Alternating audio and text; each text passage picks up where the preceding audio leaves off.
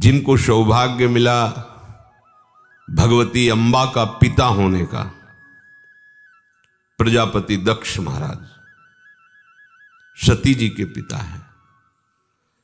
जब इनको ब्रह्मा जी ने प्रजापति पद पर अभिषिक्त किया, और भारी प्रभुता, प्रजापति पद बहुत बड़ा पद है, परमेष्ठी ब्रह्मा जी के बाद वो प्रजापति पद है। इनके हृदय में प्रभुता का रंग जम गया। बोले बुद्धि काम नहीं, अरे बुद्धि के अधिष्ठात्री के पिता कहला रहे हैं। भगवती अंबा समस्त भूतों की बुद्धि को प्रकाशित करने वाली शक्ति है। या देवी सर्वभूतेषु बुद्धि रूपेण संस्थिता, जगन माता है, दैवी शक्ति का स्वरूप है।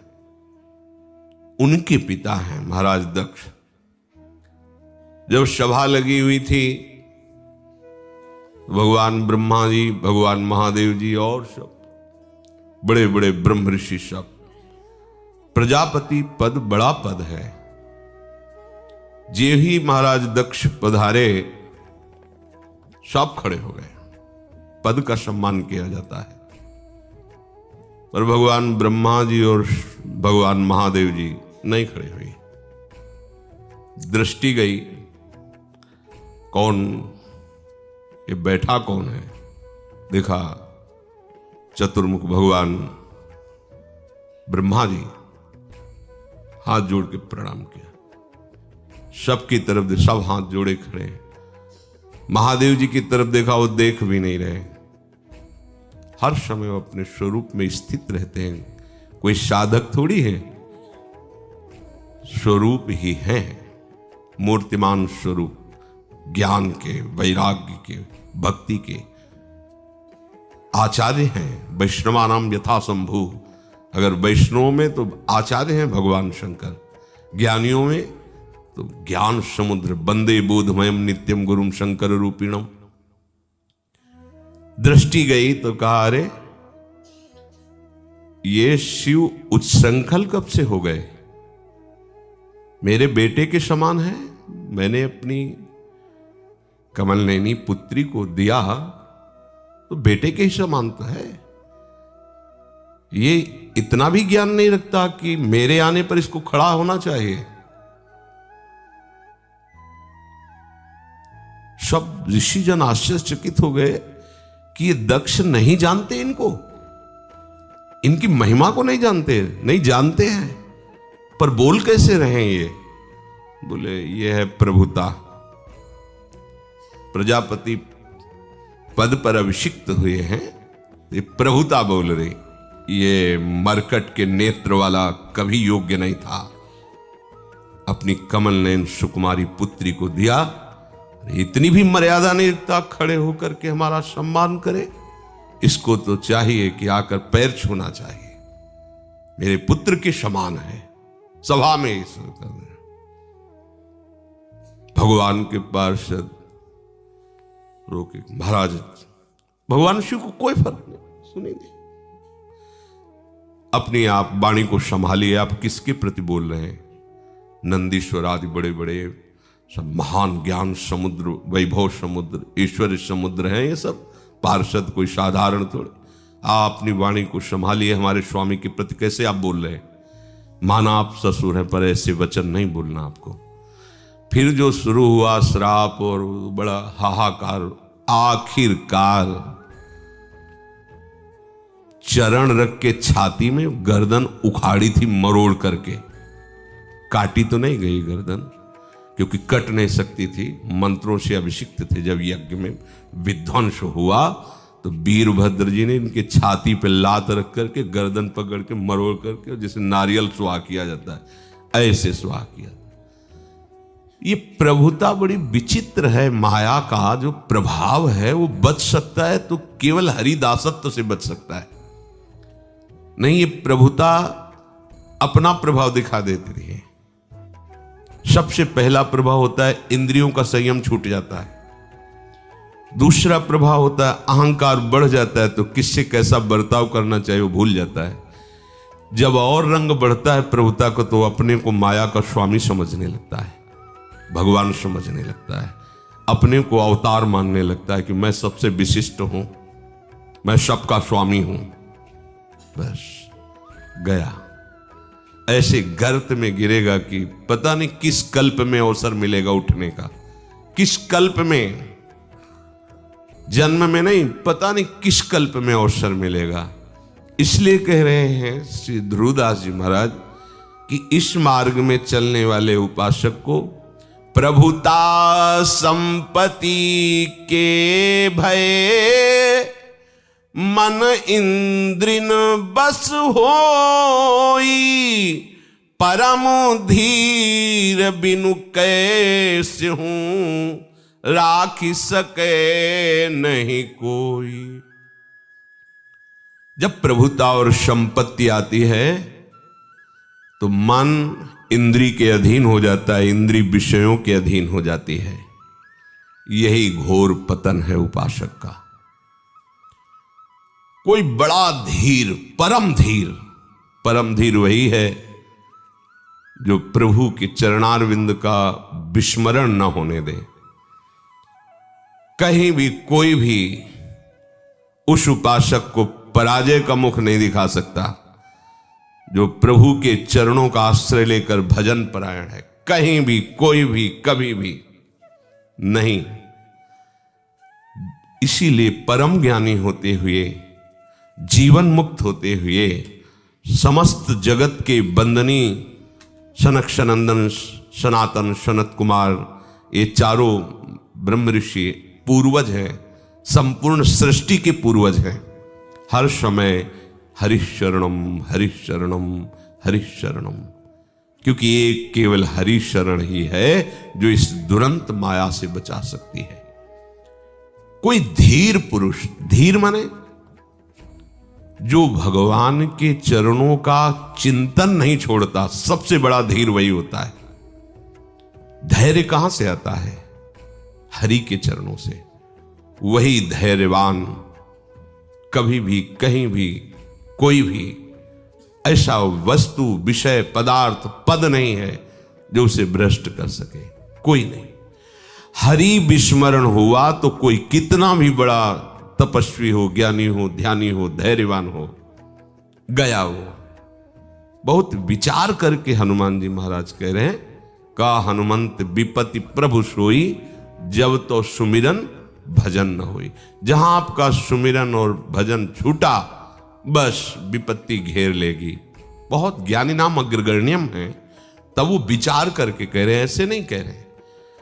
तो उपासक के जीवन में ये दो मोड़ आते हैं।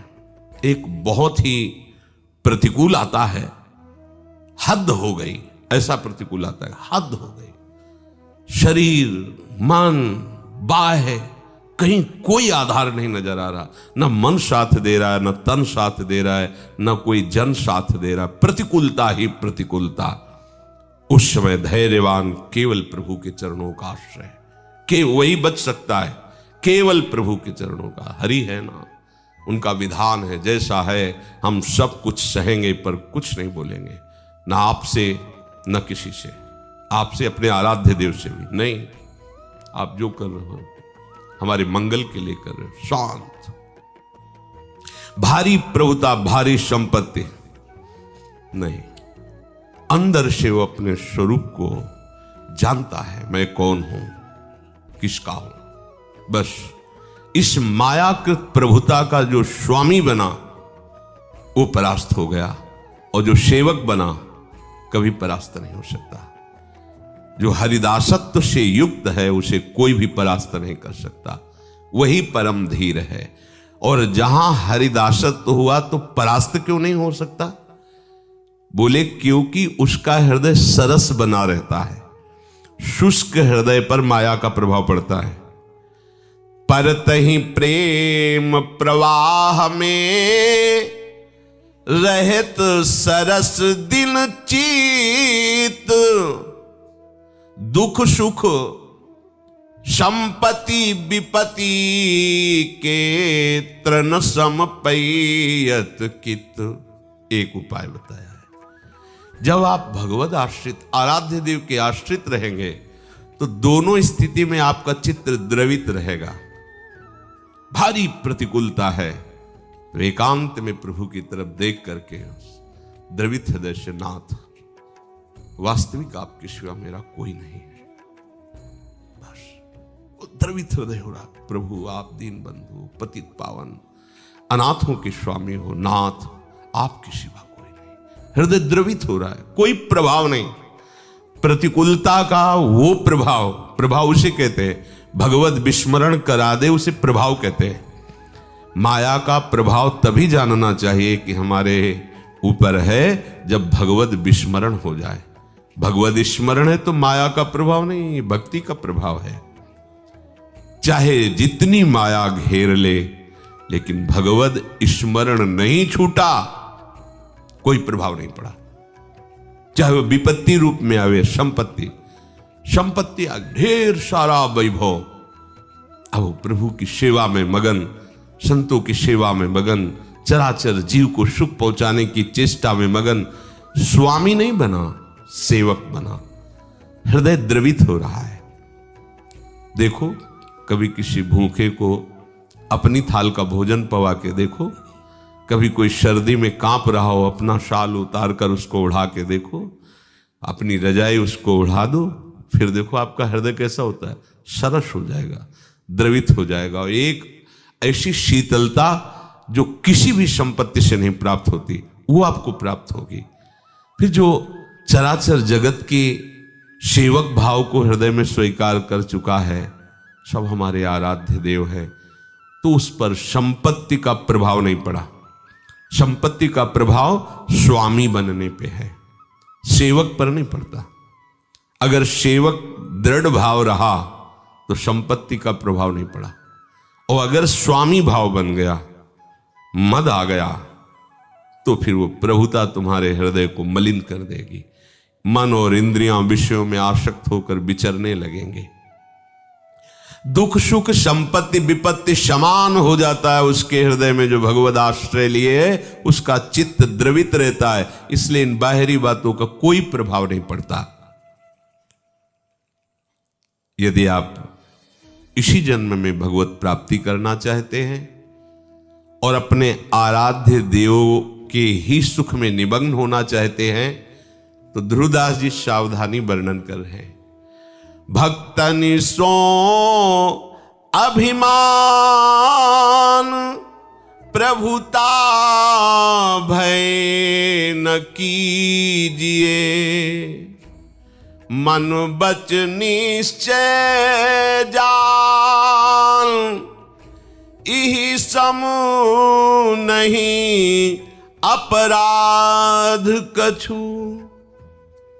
आपके पास संपत्ति बढ़ी, प्रभुता बढ़ी, प्रणाम नमस्कार यश कीर्ति अनुकूलता, कभी अभिमान मत कर लेना भक्तों से। मैं धनी हूं, मैं वैभव संपन्न हूं, मेरा बड़ा यश है, मेरे पास बड़ा वैभव है, अभिमान मत कर लेना। भक्तन सो अभिमान प्रभुता भय न कीजिए। क्या है, तो भीख मांगता है, खाता है, हमारे पास ऐसा होता है, ऐसा होता है। उपासक की उपासना में जीवन में दोनों पक्ष जरूर आते हैं। एक पक्ष आता है अत्यंत असुविधा का, और एक पक्ष आता है अत्यंत सुविधा का। जो असुविधा में भजन परिपक्व कर लिया, तो सुविधा भजन छुड़ा नहीं सकती, क्योंकि अभ्यास दृढ़ हो गया है। जो असुविधा में अपने आराध्य देव के गर्भ में फूला रहा है, तो चाहे जितनी सुविधा घेर ले उसका गर्व नहीं हो सकता, क्योंकि वो जान गया है प्रभु के प्रताप को। जब तक हमें अपना कुछ लगता है तब तक सावधान रहिए। प्रभु के सिवा अपना कुछ है तो धोखा है। प्रभु के सिवा अपना कुछ और कोई नहीं, फिर कभी कोई परास्त ही नहीं हो सकता। अगर कहीं अपनापन है भी तो चूक मत करना, किसी भक्त से अभिमान मत कर लेना।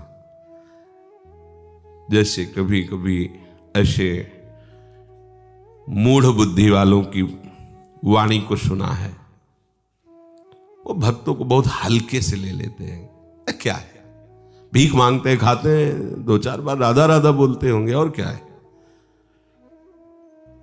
प्रभु ये नहीं देखते कि ये कितना भजन करता है। ध्यान रखना, हम उनके स्वभाव की बात कह रहे हैं। वो केवल देखते हैं कि मेरा है, बस इतनी बात समझ लो। किसी भी भक्त को ऐसा मान के फटे को पुराने कपड़े पहने हैं उसका अपमान कर दिया तो सीधे स्वामी के थप्पड़ पड़ेगा जाके। और जब उनके स्वामी की दृष्टि वक्र होगी तो कोई त्रिभुवन में तुम्हें बचा नहीं सकता। राम रोष पावक सोच रही, जो अपराध भक्त कर करई। बिल्कुल डरते रहो, इस बात के लिए जगह जगह वैष्णव शास्त्रों में वर्णन है। कोई भी भक्त ऐसा नहीं होता जो अहंकार करके किसी के साथ बर्ताव करे, वो भक्त ही नहीं होता।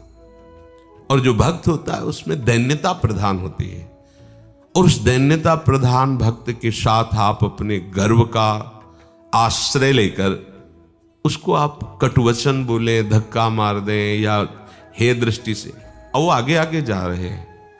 अब आप गाड़ी में बैठे हारन पर हारन दे रहे हो, बगल से शीशा, इतने हारन दिए तुझे सुनाई नहीं दे रहा। वो समझ रहे हम करोड़पति हैं, ये तो भीख मांगने वाला क्या है, भिखारी है। 1 मिनट में मिट्टिया मेट हो जाने वाले का तुम गर्व कर रहे हो, और वो अविनाशी सत्ता में स्थित है। तुम्हारी जैसी वैभव वो 1 मिनट के भजन में त्रिभुवन को खरीद सकता है। त्रिभुवन पति को अधीन किए हुए, तुम्हें क्या पता। वो जिस धन को कमाया है, कुबेर भी तरसते हैं उस धन के लिए। ऐसे भक्तों को कभी गरीब मानकर, ऐसा मानकर, और ऐसा लोग करते हैं, धक्का दे, समझते हैं साधारण है। हम बहुत अच्छी पोशाक पहने, बहुत अच्छे धन के द्वारा शरीर को सुरक्षित, ये माटी लगाए हैं, पुराने भीख मंगे हैं। भूल मत कर देना, ये वो दबी हुई आग है जो तुम्हारे लोक परलोक को भस्म कर देगी। आज नहीं तो कल देख लेना तुम। खूब शास्त्र सम्मत और व्यवहार में इसको देखा हुआ है।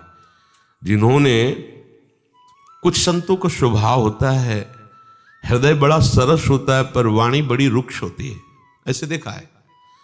कभी वो सीधे मुंह बात नहीं करते, कटु व्यवहार की बात करेंगे कि तुम्हें लगे। ऐसे संतों को, जैसे संतों को जानना बड़ा कठिन है। यहीं अपने वृंदावन में इसी रमण रेती चौराहे पर भगवान दास सिद्ध संत थे, हमने परीक्षा की है। आप लोगों ने शायद देखा हो, जो पुराने हैं, चौराहे पर पड़े रहते थे। कोई कुछ भी रख जाए, कुत्ता भी खा रहा है, वो भी खा रहे हैं। कभी दिगंबर पड़े हैं नंग धड़, कभी ऐसे ही पड़े हैं। पागल से ज्यादा उनको कोई नहीं समझता था। वो अगर आप कुछ देने जाओ तो ईंट उठा करके भी प्रहार करने की चेष्टा, या 2-4 थप्पड़ मार ही देते थे। आप देने गए खिचड़ी या कुछ रख दिए। आप लोगों ने देखा है? शायद नहीं देखा होगा, पुरानी बात है। एक दिन वैसे आए और पीछे से गले में से हाथ डाला हुआ है। तो हम सीन देखे हुए थे कि घूंसा और थप्पड़ चलाते हुए उनको, तो हम सावधान हुए कि आज पिटने का अवसर आएगा। सावधान, और धीरे से हाथ पकड़ के अपने हटाया, ऐसे किया। वो कुछ बंगाली भाषा में बोल रहे थे, शायद उनका शरीर बंगाल की तरफ का था। हमारी तो कुछ समझ में नहीं आया, पर एक विशेष प्रकार का आनंद अंदर लगा। परिक्रमा दे रहे थे तो दूसरे दिन राधा रमन जी के दर्शन करने गए तो कुलिया प्रसाद मिला। कमंडल, छड़ी, झोली ये साथ ही रखते, कहीं भी निकलना हो। परिक्रमा जा रहे तो वही वेशभूषा, भिक्षा जा रहे तो वही। वो कुलिया डिब्बा में रखा अपने कमंडल में, और मन में कि अगर वो सिद्ध पुरुष हैं, हमें तो पूरा अनुभव नहीं हो रहा, वो ढक्कन खोल करके हमारे राधा रमन जी का जो प्रसाद है वो उसे पाए और परिक्रमा देते हुए। जो ही रमण रेती में तो एक वृक्ष था बड़ा सा बीच मार्ग में, अब वो अंतर्ध्यान हो गया, बड़ा सा चबूतरा था, उस पे वो बैठे थे। हमारी तरफ देखा हमारा संकल्प था कि अगर वो सिद्ध पुरुष हैं तो नजदीक आए तो बैठा। बंगाली भाषा में कुछ बोल रहे थे, हमें ज्ञान नहीं ना बंगाली भाषा, तो कुछ क्या, ढक्कन खोला, कुलिया निकाली, खाने लगे। बस मन से प्रणाम किया कि जो हमने मन में सोचा था वही वैसे ही उन्होंने चेष्टा की। आगे वर्णन नहीं करेंगे। उनको पागल समझ करके किसी बलवान पुरुष ने 15 दिन नहीं बीते थे, पूरे परिकर सहित मारे गए थे, सबको पता है बदनाम। ऐसा मत समझो कि यहां पागल हैं, यहां ऐसे भिखमंगे हैं, गरीब हैं। ये सब सनाथ है, ये राधा मोहन जी का महल है, और इनके दरबार में ये जो ऐसे रह रहे हैं, भीख मांग के खा रहे हैं, फुटपाथ में सो रहे हैं, ये सौभाग्य बड़े बड़े महापुरुष भी मांगते हैं, तरसते हैं। कभी अपनी प्रभुता को देखकर किसी ऐसे दैन्य मूर्ति भक्त का अपमान न कर दे। बोले मन वचन निश्चय जान, मन वचन कर्म से जान लीजिए, अगर ऐसा हो गया तो इससे बड़ा कोई अपराध नहीं है, और ये डरते रहना चाहिए। भक्तों से कभी कोई अपराध हमारा उनके प्रति न बन जाए, ऐसा आंतरिक, जो ऐसा डरेगा वो अभय पद में स्थित हो जाएगा। अब देखो, कोई भी अपराध हो उसके क्षमापन के लिए अवसर है। बोले सकल आयु सत कर्म में जो पे बितई होई, भक्तन को अपराध एक डारत छिन में खोई। पूरी आयु सत्कर्म किया हो, पूरी आयु सत्कर्म, पर उसने भक्त का अपराध कर दिया। बोले एक क्षण में पूरी आयु का सत्कर्म भस्म हो गया। ये जो अहम है तुम्हारे दान पुण्य का, तुम्हारी सत्क्रियाओं का, ये प्रभु के आश्रय की समानता नहीं कर सकता। बड़ा भारी अनुष्ठान तुम जप का और दूसरों से भी करवा रहे हो, खुद कर रहे हो, बहुत भंडारा, बहुत दान पुण्य कर रहे हो, और एक केवल आश्रित है भगवान की, उसकी समानता त्रिभुवन के दानी मिल करके नहीं कर सकते। ध्यान रखना, एक केवल भगवद आश्रित है, प्रभु की शिवा उसका ना कोई बल है, ना कोई आश्रय और ना कोई साधन है, और आप बहुत कुछ सब कर रहे हैं, तो ध्यान रखना उसके 16वें अंश के बराबर भी नहीं हो आप, क्योंकि उसने एकमात्र प्रभु का आश्रय लिया है। विजयी वही है जो एकमात्र केवल प्रभु के आश्रय में, इसका बहुत बड़ा महत्व है। केवल केवल प्रभु का आश्रय, और तपस्या भजन साधना इसका आश्रय, फिर लौकिक इस संपत्तियों का आश्रय तो बहुत ही घटिया बात है। अगर कोई तपस्या का भी आश्रय लेकर के किसी भक्त की, तो दुर्वासा और अम्बरीश चरित्र पढ़ के देख लो, एक ही नहीं है। ऐसा तपस्वी हिरण्यकश्यप है कि ब्रह्मा जी आश्चर्यचकित हो गए, दिव्य दृष्टि से देख पाए कि है कहां हिरण्यकश्यप। वही हिरण्यकश्यप जो 5 वर्ष के बालक प्रहलाद पर अपना प्रभाव दिखाना चाहा तो परास्त हो गया और नष्ट हो गया। बहुत सावधान। एक ही ऐसा भयानक अपराध कई बार वृंदावन महिमामृत में भी वर्णन किया कि ये वैष्णव धाम है, अगर किसी वैष्णव का अपराध बन जाएगा तो आप सोच लो कितना भी कुछ भी ये धाम आपको स्वीकार नहीं करेगा। मान लीजिएगा अंतिम गति तुम्हारी बाहर ही होगी। धाम नहीं स्वीकार, ये धाम वैष्णव धाम है। खुद में हमारे बहुत कमियां हैं, पर हम सबके आगे खुद पता है कामी हूं, क्रोधी हूं, नीच हूं, बिल्कुल धाम लायक नहीं हूं। बिल्कुल आपको धाम छोड़ेगा नहीं, ध्यान रखना। एक बात के लिए बार बार जोर दिया गया है वृंदावन महिमामृत की जब चर्चा हो रही, आपको एक बात से विशेष सावधान रहना है, किसी वैष्णव का अपराध ना बन जाए। और तो हमारे अंदर कमियां ही कमियां हैं। तो वृंदावन मां की तरह अपने पर वास करने वाले के सारे अपराधों को क्षमा कर देता है। वृंदावन ही प्रभाव सुन अपनो ही गुण देत, जैसे बालक मलिन को मात गोद भर लेत। मां बालक की मलिनता न देखकर उसको स्वीकार करती है, ऐसे ही वृंदाटवी मां वास करने वालों के इन सब विकारों की तरफ ना देख करके वो अपने प्रभाव से उनका कल्याण कर देती। पर यदि कहीं किसी वैष्णव का अपराध बन जाए तो वैष्णव धाम है, फिर तुम्हें बर्दाश्त नहीं करेगा। तो कह रहे सकल आयु सत्कर्म में, ये इस प्रसंग में क्यों वर्णन किया ध्रुवदास जी ने? प्रसंग तो भजन का चल रहा था, कैसे क्या, और बात यहां अपराध की वैष्णव, क्योंकि भजन करते हुए भी अगर ये बात रहेगी तो केवल आराध्य देव के सुख में मगन होने का जो संकल्प लिया है, भाव लिया है, निश्चितता हृदय में ठहराई है, ये नहीं रुक पाएगी। आनंद का अनुभव, वैष्णव अपराध करने वाला कभी भी आनंदित नहीं रह सकता। जिसके अंदर वैष्णव द्रोह है, वैष्णव के प्रति हे भाव है, भाई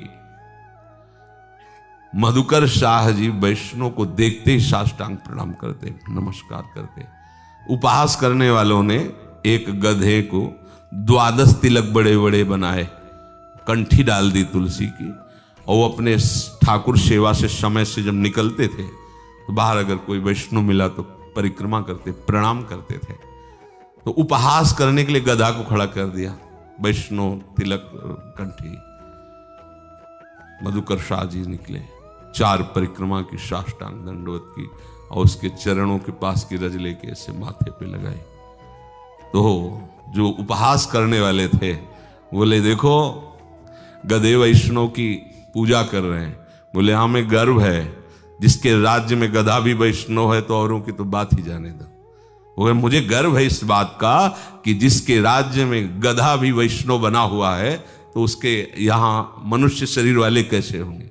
सख्त आदेश था, भगवत सेवा किए बिना, भगवत भजन किए बिना कोई भी हमें नहीं नजर आना, जिसे अम्बरीश जी का था। सख्त आदेश, सब ठाकुर सेवा विराजमान करें, सब कीर्तन करें, सबके घर से भगवान नाम ध्वनि आनी चाहिए, जिसको जो आवश्यकता हो खजाने से ले जाओ, पर आपके घर में आराधना होनी चाहिए। सकल आयु सत्कर्म में जो पे बितई होए, नहीं देखते, नहीं मानते, परिणाम बहिर्मुख बने घूमते रहते हैं। नहीं, यहां ज्यादा भजन का बल नहीं है, आश्रय का बल है। ये आश्रय डुबो देता है।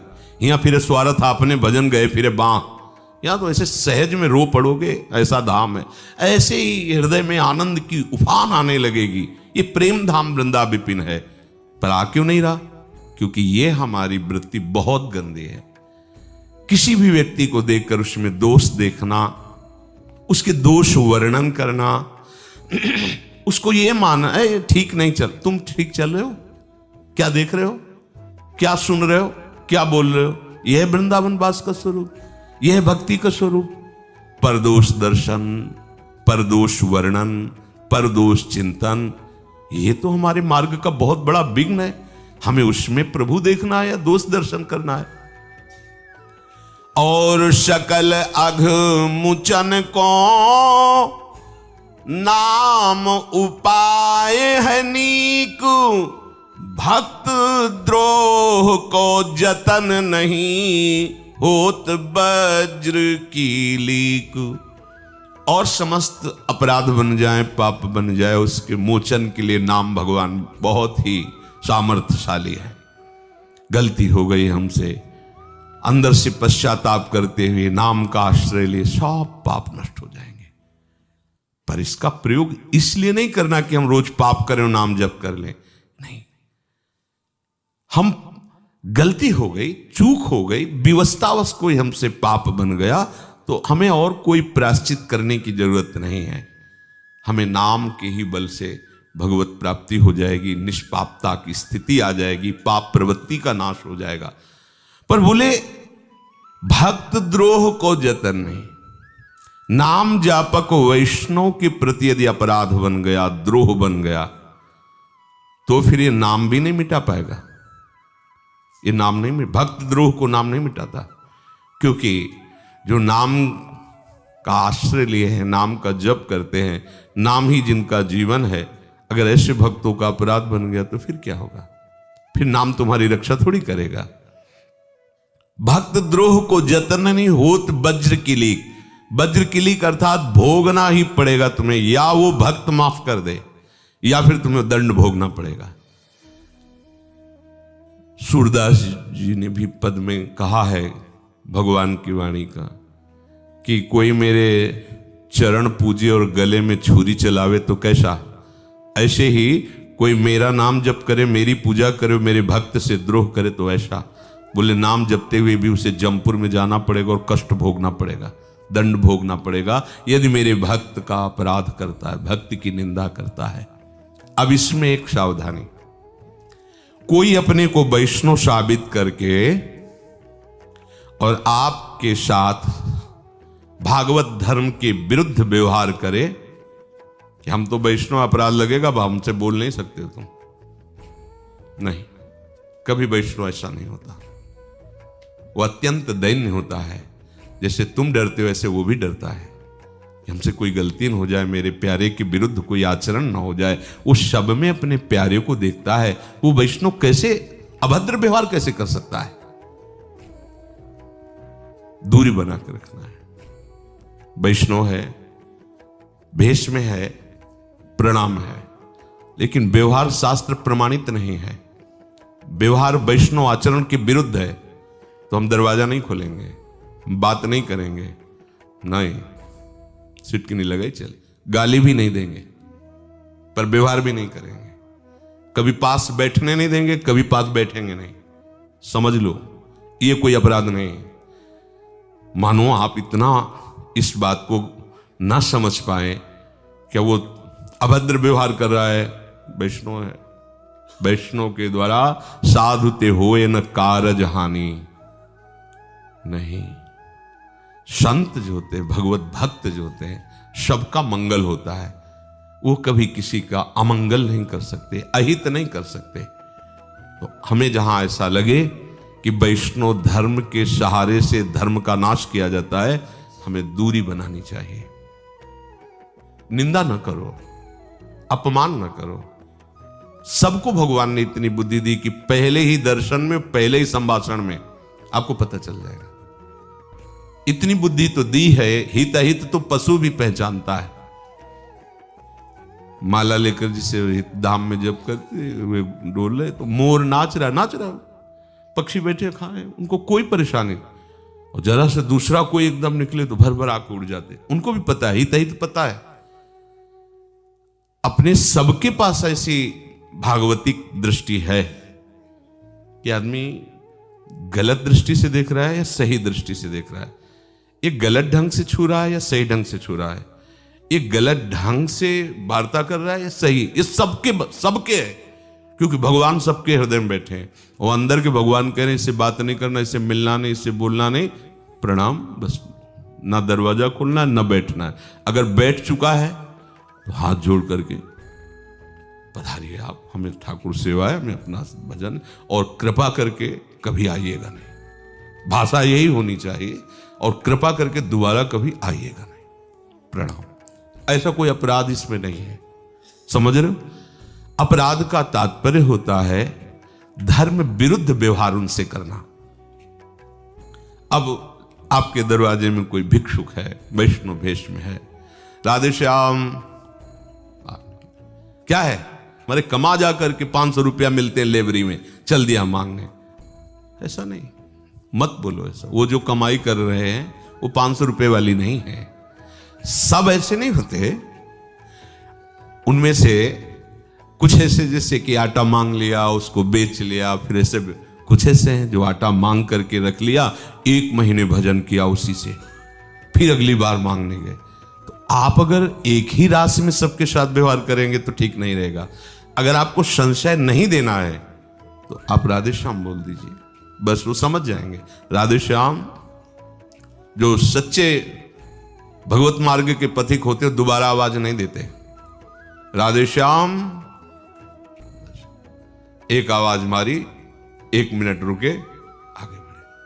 अगर आप सामने हैं और आपने कह दिया राधे श्याम, ऐसे करके जाते, राधे श्याम राधे श्याम, और दोबारा नहीं। कोई नाटकबाजी नहीं होता उनके जीवन। वो अपने आचार्य परंपरा का, आज्ञा का पालन करने के लिए कि भिक्षा औषधम वो मांग रहे हैं। अगर दे दिया तो अहो भाग्य, पर देने की पद्धति भी। यदि आप अकेले घर में हैं, कोई भिक्षुक दरवाजे पर आया है, आपके अंदर आतिथ्य सत्कार की भावना है, तो दरवाजा नहीं खोलना है, ऐसी व्यवस्था रखो कि रोटी दे दे। ब्रजवासी जन पहले ऐसा था कि बार बार कौन निकले तो एक आले में टुकड़े टुकड़े करके रोटी रख देते थे। राधे श्याम बोलो एक टुकड़ा उठाओ चले जाओ। तो जो नित्य भिक्षा के थे उनको पता था। अगर आपको ऐसा है कि कोई ये घर में नहीं है तो आपको दरवाजा नहीं खोलना, अंदर आने नहीं देना, चाहे उस कोई भी हो। मर्यादा से चलोगे कभी चूक नहीं होगी। रोटी देना है ऐसे दूर से दे दिया। आपके अंदर नहीं देने की भावना है, बार बार कोई दरवाजे पे खड़ा आवाज लगा रहा है तो हाथ जोड़ दिया, पधारिए आप। इसके बाद भी नहीं तो फिर आप वहां से हट जाइए या फिर सूचना दे दीजिए। आजकल तो फोन का जमाना है। पर अपने को कोई ऐसा व्यवहार नहीं करना कि गाली देने लगे या रोष दृष्टि से देखें। ऐसा हो सकता है वो ऐसा परमहंस वृत्ति का महात्मा हो, तुम्हारी रोष दृष्टि उनके लिए जो हुई है वही तुम्हारी हानि कर देगी। सावधान, इतनी तो सावधानी रखनी ही चाहिए। कोई भी संत महात्मा आवे, हम बिल्कुल ही आदेश नहीं करते कि आप अपने कमरे में बैठा लिए, अपने घर में बुलाइए, लेकिन अभद्र व्यवहार मत कीजिए। अगर वो कहीं भी थोड़ा भी आपको ऐसा लगता है तो आप बिल्कुल अलग हो जाइए, पर आप उनके साथ अभद्र व्यवहार मत कीजिए। भेष का सम्मान केवल कीजिए। तिलक है, कंठी है, भगवत भेष है, हाँ ठीक है आप जाइए। बस हमारा व्यवहार मृदु होना चाहिए। अगर वो तनिक भी व्यवहार कटु करके कुछ उपद्रव कर रहे तो फिर समाज है, आगे के व्यवहार के लिए फिर व्यवस्था है, पर आप पहले ही कदम पे आप सावधान। कुछ लोग जबरदस्ती ऐसा करते हैं। हमें सुनने को मिला कि जैसे संत वेश में हमको यज्ञ करना है, आपको 500 रुपए देने ही हैं। बिल्कुल नहीं देना है। 5 रुपए नहीं देना, कोई अपराध नहीं। 5 रुपए भी नहीं देना। जल पी लो, रोटी पा सकते हो, बस राधे श्याम। ये नहीं चाहिए। वैसे गेट तो खोलना ही नहीं चाहिए। दरवाजा बिना, जब तक आप बहुत बार सत्संग कर चुके हैं, परिचय है और आपको पता है कि इनके पास बैठने से हरि प्रेम प्रकट होता है, हरि नाम स्फुरित होता है, सो तो बात अलग है। अन्यथा अपरिचित स्वरूपों का स्वागत करें गेट के बाहर। भिक्षुक धर्म में श्री सद्गुरुदेव भगवान ने कहा था, गेट के अंदर भिक्षा मांगने का विधान नहीं है। गेट तक पहुंच सकते हो और वहां से आवाज मारिए, राधे श्याम। बहुत 2 आवाज दे दीजिए, तीसरी देने की आवश्यकता नहीं। नहीं मिला तो भूख को सह जाइए और नाम जप कीजिए। तो जो सतमार्ग में चलने वाले उनसे तो कभी किसी की हानि हो ही नहीं सकती। पर जैसे जिनको सतमार्ग का ज्ञान नहीं पर भगवत वेश धारण किए हुए, तो हमको उसका भी सम्मान करना है। सम्मान का मतलब नहीं कि घर में जाकर बैठाना है, दरवाजे तक ही। ये नियम है। भिक्षुक को दरवाजे के अंदर ले जाना उचित नहीं है। तो आपको कभी अपराध नहीं बनेगा। जिनसे आपका परिचय है, जिनको आप अच्छी तरह जानते हैं, आदर कीजिए, घर बैठा लिए, चरणामृत उतारिए, आरती उतारिए, अच्छा है। पर आप जिनको जानते नहीं, आपका संशय आगे आपको कुछ कटु व्यवहार करना पड़े, इसलिए पहले ही आप बस दरवाजे तक का भिक्षुक और गृहस्थ का संबंध होता है। बाहर से ही उनको भिक्षा दान देना कभी नहीं। इसके लिए पात्रता की और योग्यता समझनी कि हमारा धन जहां जा रहा है वो सतमार्ग में जाएगा ना। मुझे पता है अच्छी तरह से, साधु सेवा में, गौ सेवा में या जन सेवा में जाएगा तो देना चाहिए, वो भी बहुत समझ कर। अगर कोई धन मांग रहा है सामने से आकर के, तो मुझे लगता है कि सावधान रहना चाहिए। क्योंकि जो शतमार्ग प्रतिपालन करने वाले हैं उनके चरणों में खुद धन जाके गिरता है, उनको मांगना नहीं पड़ता। अगर मांग रहे हो, आपके अंदर सामर्थ्य, आप जान रहे हो कि हाँ सही ढंग से, चलो ठीक। नहीं तो धन देने वाला व्यवहार न रखे किसी से। अन्न जल देने के लिए सबके पास होता है। 4 रोटी है, 1 रोटी तो दे ही सकते हो ना किसी भिक्षुक को। अगर कोई आए तो गेट के बाहर दे दो। व्यवहार में कभी भी ये बिल्कुल आप अच्छे से समझ लीजिए, तो आप सुरक्षित भजन अपने, चाहे गृहस्थ में हो चाहे जैसे आप चल सकते हो। ये ज्यादा लगाव वाला संबंध नहीं होना चाहिए। बैरागी संत भगवत मार्ग में निकला है, तुम ज्यादा लगाव करोगे तो उसको विक्षेप होगा, और अगर वो लगाव में आ गया तो आप भी विक्षेप में हो जाओगे और वो भी विक्षेप में, दोनों का पतन हो जाएगा। लगाव शब्द नहीं होना चाहिए। निरपेक्ष भावना से वो महात्मा को और आदर बुद्धि करते हुए लगाव रहित व्यवहार आपका होना चाहिए। संतों से व्यवहार उतना करना चाहिए जिससे उनकी भजन में बाधा ना पड़े। हमको उनके भजन की भी वृत्ति को देखना है। ऐसा नहीं करना चाहिए कि उनका भजन विक्षिप्त हो, हमारे लगाव से, हमारे आसक्ति के कारण उनका चिंतन छूटे। नहीं, अपना धर्म सुरक्षित रहे, उनका भजन सुरक्षित रहे, निरपेक्ष व्यवहार। उनकी शिक्षा ग्रहण की, अपनी भिक्षा दे दी, खाओ पियो भजन करो। वो कैसे चल रहा है हरि और आचार्य जाने, हमें कैसे चलना है, हमारे गुरु ने जो उपदेश किया वैसे चलना है। कहीं कोई अपराध की गुंजाइश ही नहीं। सामने चलते फिरते कोई ऐसी चेष्टा किसी वैष्णव की, मान लो ऐसी चेष्टा देख ली जो आपको समझ में नहीं आती, तो मानसिक प्रणाम किया, भगवान हमारी समझ में नहीं आ रही। अंदर मन को समझाया, मन कह रहा नहीं गलत है, तुम फाइनल कैसे कर सकते हो, पता नहीं किस भाव में, कौन है, क्या है, राधा राधा राधा। अपने को उस प्रपंच में नहीं फंसना है। अपराध की कोई गुंजाइश ही नहीं है। अपराध तब बनता है जब अपने को श्रेष्ठ समझते हैं और शास्त्र सिद्धांत का उल्लंघन कर देते हैं, तभी अपराध बनता है। निंदा भक्तनी की करे, सुनत है जे अघरासी, वे तो एक कहीं संग दो, बंधत भानु सुत पाशी। अभी कहते हम भक्त की निंदा तो नहीं करते, पर निंदा हो रही हम सुन रहे हैं। बोले दोनों को एक ही पाश में बांधते हैं, यम पाश में। भानुसुत यमराज जी एक ही फांसी दोनों को लगाते हैं, सुनने वाले को और करने वाले को। क्या मतलब है, तेरे भावे जो करे भलो बुरो संसार नारायण, तू बैठ के अपनो भवन भुआर।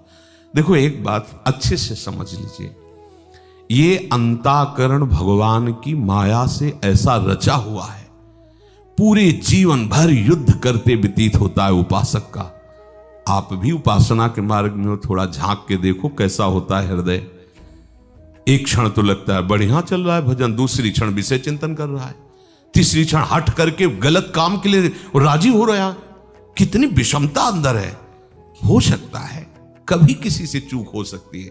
अगर हमको ऐसा कुछ लग रहा है तो हमें आराध्य देव से प्रार्थना उसके मंगल के लिए करनी। प्रभु जब आपके मार्ग में चला है तो आप थोड़ी और कृपा कर दो, इसको सद्बुद्धि दो। आपका दास कहा कि अगर हमें कुछ ऐसा लग रहा है वो अपनापन है तो हम प्रभु से प्रार्थना करें, उसकी निंदा ना करें। क्योंकि एक होता है पाखंड करना और एक होता है चूक हो जाना। चूक सबसे हो सकती है। आप ऐसा ना सोचें कि कोई अवतार है। सब साधक, सब जीव से ही इसकी यात्रा में निकले हैं, सबसे हो सकती कोई भी चूक। आप अपने हृदय को देखो, लाखों बार क्षमा करते हो ना आप अपने को। वो साधक जो बचपन से जीवन भर भगवान के मार्ग में चलने की ठान ली है, अब पूर्व संस्कार बस कोई गलती हो जाती है तो ऐसा तो नहीं कि अखाड़े में कोई कुश्ती के लिए उतरा है तो बस जाते ही धोबिया पछाड़ मारा हो जय हो, ऐसा नहीं। वर्षों के अभ्यास से उसके अंग पुष्ट हुए और फिर वो दांव में फिर पहलवान को पछाड़ता है। ऐसे ये कामादि विकार है, ये पुराने पहलवान हैं। अब हमारा नया युद्ध इनसे प्रारंभ। नया, आज तक नहीं लड़े इनसे, आज तक सदैव इनकी पछाड़ में गिरते ही रहे हैं। आज गुरु कृपा बल से थोड़ा आया कि वे एक दो हाथ होंगे तो ऐसा नहीं वो पुराने खिलाड़ी टांग में फंसा के धम्म से मारेंगे। पर हमें पक्का पता है कि हो सकता है वो गिरा दे, हार जाएंगे, पर हम हारने के लिए तैयार नहीं। आजीवन लड़ेंगे और इनसे जीतेंगे। अब आप उस बात को, इस बात में हमने देखा है ऐसा। क्या देखा है तुमने? देखा उसके हृदय को, वर्षों से जलन सह रहा है, वर्षों से कष्ट सह रहा है। अगर थोड़ी चूक हो गई तो हम प्रार्थना करें प्रभु से, प्रभु इस पर कृपा करो, इसको निकाला संसार से, फिर भी आप इतनी छूट क्यों दिए हुए हैं कि उसका मन उसको ऐसी जगह खड़ा किए। हमारा सौहार्द होना चाहिए ऐसा। अच्छा, सदैव सब विजय को ही तो नहीं प्राप्त होते हैं ना। युद्ध होता है तो उसमें एक पक्ष पराजय को प्राप्त होता है। तो अगर हम हरिदास हैं तो काम क्रोध और कोई नहीं, ध्यान रखना, ये इन्हीं के हैं, इन्हीं की सामर्थ्य से हैं। तो दोनों पक्ष उन्हीं के हैं, पर वो अब हमारा पक्ष ले लिया है। ये जो मार्ग मिला है, पर इसमें ऐसा नहीं कि आएगा ही नहीं। प्रभु के शरणागत हो, दास हो, ये ठसक कभी कम नहीं होनी चाहिए। पर देखो क्या काम नहीं आता। हृदय को देखो आप, क्या विकार नहीं आता? आता है। कैसे जीतते हैं? रो के, उनके चरणों का आश्रय लेकर, उनका नाम कीर्तन करके। अगर ऐसी दशा में थोड़ी भी बुद्धि धोखा खा जाए तो हमसे गलत चेष्टाएं हो सकती है। हमारे द्वारा कोई न कोई ऐसा भगवत विरुद्ध आचरण बनने की संभावना हो सकती है। इसीलिए रोज सत्संग, रोज सावधानी, प्रतिपल सावधानी, प्रतिपल नाम का पहरा। पर चूक हो सकती है, असावधानी हमारी होगी उसमें। अब हमको अगर कोई उपासक असावधान है, हमें लग रहा है गलती हो रही, तो हमें पर्सनल उससे प्रार्थना करनी चाहिए, सच्ची मित्रता से। देखो आप गुरु भाव में दीक्षा लेकर के भगवत मार्ग में चल रहे हो, आप ये क्या सोच रहे हो, आप ये क्या चेष्टा कर रहे हो, आपको पता है आप कितनी बड़ी गलती कर रहे हो, सावधान। ये तो हुई हित मित्रता। अब उसकी अनुपस्थिति में उसकी बात कहना निंदा हो गई। बात समझ लेना, वो अनुपस्थित है और उसकी बात कही जा रही, वो निंदा हो गई। निंदा तभी मानी जाएगी उसकी अनुपस्थिति में। उसकी उपस्थिति हो और उसको हित की भावना से समझा रहे हैं, वो निंदा नहीं होगी। उसकी अनुपस्थिति में उसकी चर्चा करके अपने को बड़ा श्रेष्ठ माना जा रहा है, ये निंदा हो गई। अब ये फांसी तैयार आप कर रहे हैं यमपुरी जाने की। भक्तन निंदा अति बुरी, भूल करो जिन कोई। बहुत सावधानी। हमको क्या, अरे हम क्या हैं, अंतिम श्वास तक ऐसे ही बड़े बड़े महापुरुष गए, ऐसे ही करके। किसी से भी कभी भी असावधानी में चूक हो सकती है। हम चूक को बढ़ावा नहीं देना है, पर चूक को सुधारने के लिए अगर हमें लगता है कि हमारी बात से आप सुधर जाओगे तो हमें करना चाहिए। अगर लगता है कि आप और बिगड़ जाओगे, हमारे संभलोगे नहीं, तो जिनसे सब कुछ संभलता है हम उनसे प्रार्थना करेंगे। आपकी निंदा, आपको घृणित भाव से देखना, ये नहीं हो सकता। अगर समझा रहे नहीं समझोगे तो तुरंत इसके बाद भगवत भाव, मेरे प्रभु ही स्वरूप में मुझे अभिमान है कि मैं ज्ञानी हूं, इसलिए दिखा रहे, देख तेरे ज्ञान का क्या प्रभाव, कुछ नहीं, नाथ आप ही संभालो। निंदा करने का तो अवसर बनता ही नहीं। देखो जो भगवत मार्ग के पथि, जो उद्दंडता में, तो उनकी तो निंदा बनती ही नहीं। क्यों नहीं बनती? वो तो गलत ही कर रहे हैं, तो उनके विषय में बोलना क्या है हमें? जो सही कर रहा है फिर गलत में उतर रहा है, वहां में थोड़ी सावधानी की बात। वहां तो क्या, जो गिरा पड़ा है उसके लिए क्या बोलना है? जो सतमार्ग में चल रहा है, अगर उससे फिसलन हो रही हो, हमें ज्ञान है कि यहां फिसल जाएगा, तो हमें प्रार्थना करनी चाहिए, उससे निंदा नहीं करनी चाहिए। ये बहुत बड़ी यात्रा है। आप लोग इस मार्ग में चल, देखो ना अपने हृदय को। हाँ, कोई इस मार्ग में जो चल रहा, जरा से छींक आ गई तो उसके छींक दिया, अपने दिन भर खांसते रहते, कोई मतलब नहीं। थोड़ा अपने हृदय में झांक, इसका मतलब समझिए, आप हृदय में झांक के देखो। सबका हृदय है, सब कोई प्राकृतिक शरीर से ही संचलित हो रहा है। सच्चिदानंद तत्व को जान जाएगा तो फिर और कोई है ही नहीं, और जानने के लिए चला है तो हो सकता है कभी भी किसी भी क्षण किसी से भी गलती हो सकती है। निंदा स्तुति का मार्ग नहीं है। एक दूसरे को सपोर्ट करके चलो, ये बहुत बड़ी यात्रा है। हम बड़े मतलब द्रवित हृदय से कह रहे हैं, ऐसा ना समझोगे अरे ये साधु में होता ही नहीं, तो साधु बना कहां है? साधुता देखो, गोस्वामी जी कह रहे हैं, कबहू का हो या रहा नहीं रहोगो, श्री रघुवीर कृपालु कृपाते साधु स्वभाव गहोगो। कब ऐसा होगा कि रघुनाथ जी की कृपा से मैं साधु स्वभाव, साधु स्वभाव भगवान का स्वभाव, उसी मार्ग में तो चल रहे हैं। पीछे कई बार ऐसी मना स्थिति हुई कि कोई आश्रय नहीं दिखाई दे रहा था, कोई आश्रय नहीं, ऐसे तूफान मना स्थिति। अब क्या हो, घबरा जाते थे।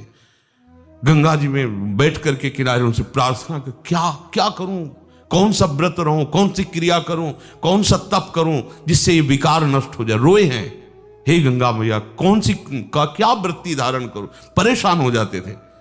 रात दिन भजन मार्ग में चल, बेमतलब में मन का संकल्प, और उसी को देख रहे हैं तो भय लगता कि बताओ श्मशान गंगा किनारे ऐसे विचरण करे, तभी हालत है, अगर कहीं तो क्या होगा।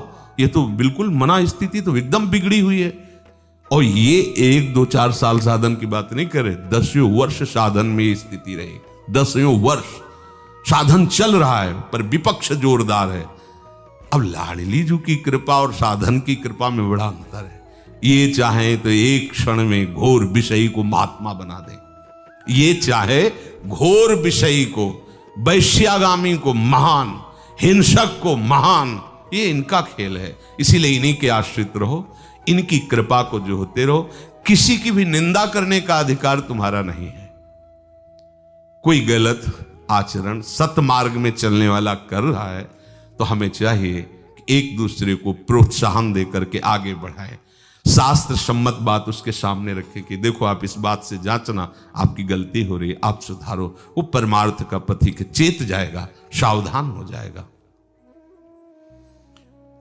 भूली हूं मन दीजे नहीं, भक्तन निंदा और होत अधिक अपराधयो, मत जानहूं थोर। भक्तों की निंदा करने के लिए बार बार मना कर रहे हैं, मत करो। एक तो समय कब है आपके पास निंदा करने का, यहां यहीं से फुर्सत नहीं। ये बात आप पक्की समझ लो, कोई भी सतमार्ग का पथिक कभी ऐसा नहीं कह सकता कि हम पूर्ण हो गए, क्योंकि समुद्र है, कितना उतरोगे, अथाह है। तो पूरे जीवन साधक साधक ही रहता है, पूरे जीवन। दूसरे भले कुछ माने, वो जीवन भर वैसे ही साधक रहता है जैसे घर से निकला था, वैसे ही साधक रहता है।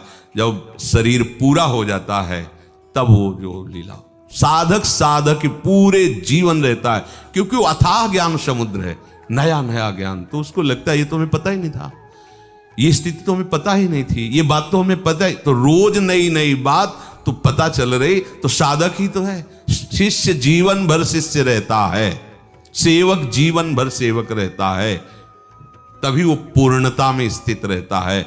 जहां स्वामी बना वहीं से पूर्णता का काम रुक जाता, अपूर्णता की गति होने लगती। इस मार्ग का रहस्य समझ लीजिए।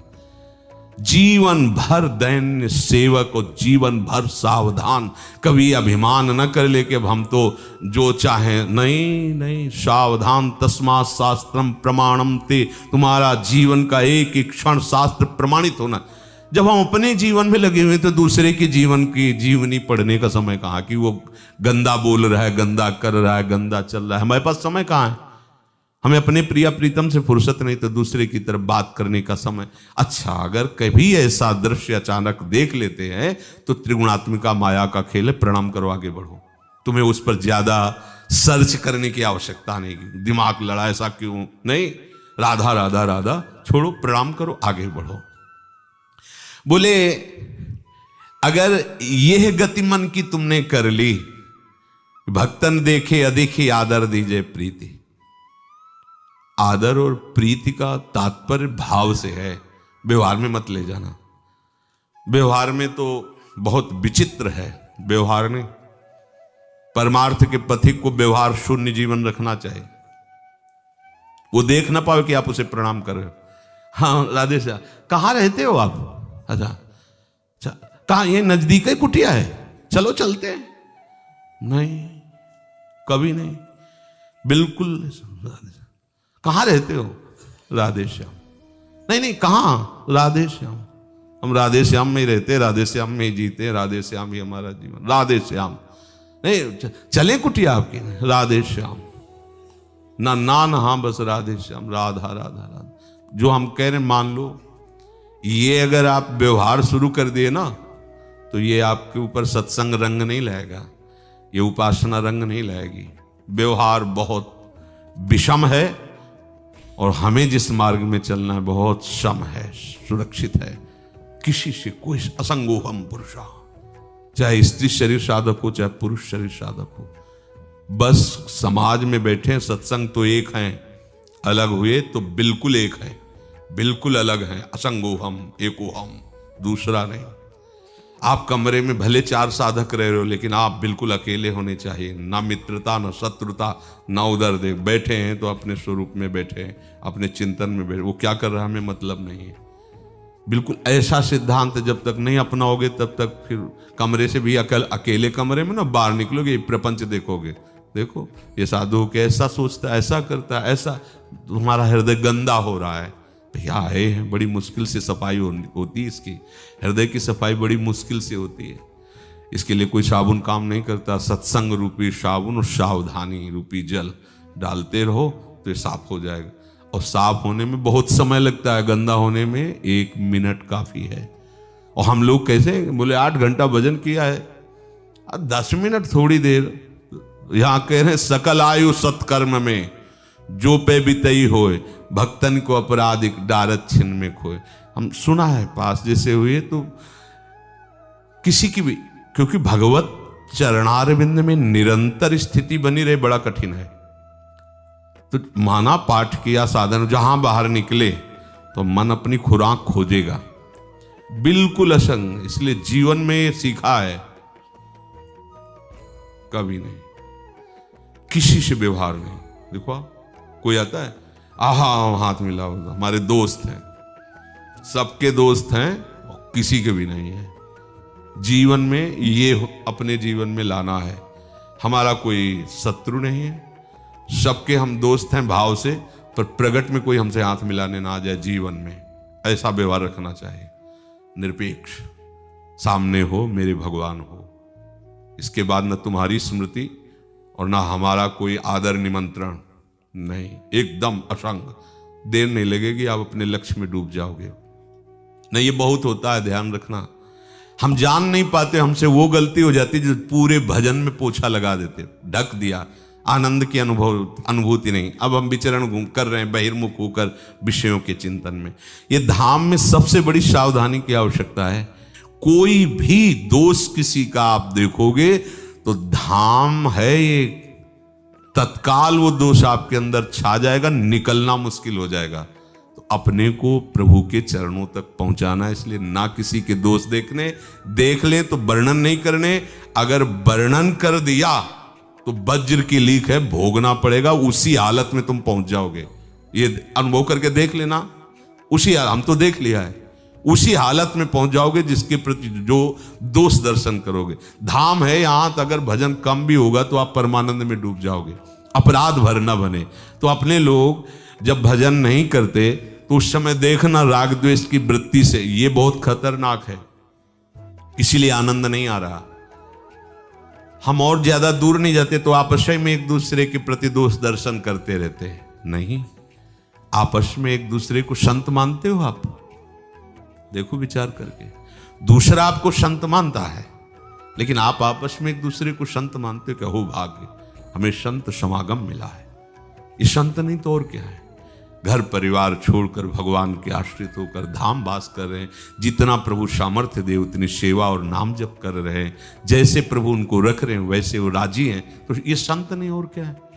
हम आपस में ही राग द्वेष कर रहे हैं, छोटी छोटी बातों में आपस में। देखो छोटी छोटी बातों में, साधु हो, उपासक हो, ऐसा अगर किसी को ऐसा लगता है यहां बैठने से सुख मिलता, आप बैठे, अब बैठे, हम तो घर के हैं, उधर खड़े हो जाते हैं, सत्संग ही तो सुनना, खड़े खड़े आप बैठो आराम से लगा के। हाँ, सत्संग का प्रभाव है, साधुता है। हमको अपने जो चार लोग हैं अपने पास, उन्हीं में भगवत भाव करना है। हम बाहर तो भगवत भाव कुत्ते में भी करने की चेष्टा करेंगे, लेकिन बगल में संत बैठा उसके प्रति भगवत भाव नहीं होगा। आपको अंदर की बात कह रहे हैं, देख लो, हमारे पास जितने हैं, घर में जितने हैं, पहले हमें वहां भगवत भाव करना है। बाहर चौराहे पे तो हम कर ही लेंगे, वो सब भगवान है, प्रणाम है, लेकिन जो हमारे पास है हम उन पर राग द्वेष वृत्ति रखते हैं, वहां भगवत भाव नहीं हो पाएगा। वहां केवल वो, वहां से जब प्रतिकूलता आएगी तो नहीं टिक पाओगे। अगर घर में कर लिया, जैसे चार संत हो, आपस में भगवत भाव है, निर्दोष दृष्टि, यही दृष्टि पूरे संसार में फैल जाएगी आपकी, और आप निर्दोष हो जाएंगे, आप भगवत भाव वाले हो जाएंगे। अपने ही घर में, अपने ही हृदय में आप राग द्वेष पाले रहेंगे तो वही फैलता है। अगर हम राग द्वेष में वृत्ति वाले हैं तो पूरी सृष्टि में राग द्वेष फैलता है। बहुत जीवन निकला जा रहा है, आनंद नहीं मिल रहा है। हम क्यों परेशान हो रहे हैं? नाम भी जप कर रहे हैं, धाम भी वास कर रहे हैं, सत्संग भी कर रहे हैं, पर हृदय शांत नहीं। क्यों? कोई न कोई गलती तो हो रही है ना। अपने हृदय को प्रिया प्रीतम में लगाने के अलावा कुछ हमारा कर्तव्य नहीं। ये पूरी सृष्टि प्रभु की, वो जाने कि इसको कैसे चलाना है। अगर आपको ठेका दिया हो तो बात अलग है, आप देख लो। किसी को प्रभु ने ठेका तो नहीं दिया सृष्टि चलाने। आपको अपने अंतःकरण को निर्दोष बनाना, प्रभु में समर्पित करना है, और अगर ऐसा कर लिया तो पूरी सृष्टि निर्दोष है। आप यही अनुभव करो। जित देखूं तित श्याम में, भगवत स्वरूप इसी में स्थित हो। सावधान रहिए, कोई भी हम दोष दर्शन न करें किसी का, कोई भी दोष देख लें तो वर्णन न करें किसी का। अगर कोई वर्णन कर रहा है किसी की निंदा आदि, तो हम उसको सुने ना, क्योंकि हमारा लक्ष्य सब में भगवान को मानना। बोले ऐसे लोग भगवान होते हैं? जब आंख तुम्हारी शुद्ध होगी तो देख लोगे, पक्का। देखो, इसीलिए भगवान ने शब रूप धारण किए। वो क्यों धारण किए? ये भगवान का विराट रूप है। हम समझ नहीं पा रहे। विराट रूप में भगवान, ये भीष्म द्रोणाचार्य जैसे इलायची लौंग होती ना, ऐसे दाढ़ों में फंसे भगवान के। ये दिखा रहे साहब मैं महाकाल हूं, सबको चबाए जा रहा हूं। अब कैसे मानोगे कि वही मुरली मनोहर श्री कृष्ण है? वही है।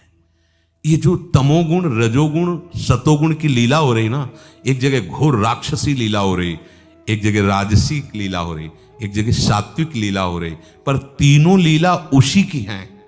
पक्का मान लो। ये हमारी दृष्टि सही नहीं इसलिए लग रहे, उसी की लीला है। सात्विक, राजसिक, तामसिक, ये उसी की लीला है। इस लीला को जब तुम सम में ले आओगे तो दिव्य लीला के अधिकारी बन जाओगे। और जब तक किसी एक लीला की स्तुति करोगे, एक की निंदा करोगे, तब तक शम नहीं होगे। शम नहीं होगे तो फिर भगवत लीला में प्रवेश नहीं पा सकते। हमारा इस जन्म का सबसे बड़ा लाभ होगा अपने लाडली लाल के समीप पहुंच जाना। हमको क्या, प्रभु सबको देख रहे हैं, सबको चला रहे हैं। जैसे हम में सैकड़ों कमियां हैं, ऐसे सब में हैं। जैसे हमको कमियों से बचाकर और अपनी तरफ घसीट रहे हैं, ऐसे कभी उन पर भी कृपा कटाक्ष होगा, प्रभु उनको भी घसीट लेंगे। सबको प्रणाम करो, अपने मार्ग में पुष्टता लाओ, कहीं भी हम फिसल न जाएं। श्री राधा वल्लभ लाल। तो राधे राधे जी, श्री हरिवंश। हमें पूरी उम्मीद है कि आप लोगों को पूज्य महाराज जी का आज का ये सत्संग बहुत ही ज्यादा पसंद आया होगा और आपको इस सत्संग से काफी कुछ सीखने को भी मिला होगा। तो आपको इस सत्संग के अलावा और किसी भी विषय के बारे में अगर कुछ भी महाराज जी की वाणी में जानना हो तो आप लोग हमें नीचे कमेंट्स करके जरूर बताइए। हम आने वाली वीडियो में आप लोगों के उस प्रश्न को लेकर महाराज जी का नया सत्संग अपलोड कर देंगे, ताकि आप लोगों को अपने भक्ति मार्ग में बहुत ही ज्यादा आसानी मिले। तब तक के लिए राधे राधे, श्री हरिवंश।